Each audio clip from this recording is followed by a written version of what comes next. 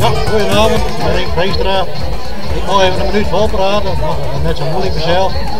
Ik zit in het keerbestuur hier van Pijs. Ik ben hier een penningmeester, bijna een kwartier lang. We hebben een gerust feest van de boel. We beginnen mooi op de avond van de jongens. En zal het nou eens dan in dat tegenslag. Hier heb je het kids van de jeugd. Ik altijd interessant, maar soort naar het talent niet Pijs.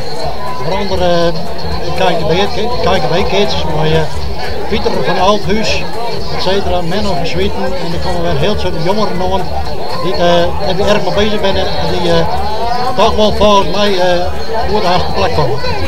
En nu hebben we het bekende merkenkeersen, dat is bijna wereldberoemd in Pijs. En kom ik altijd te vieren van de Friede Verdoer in 4 categorieën.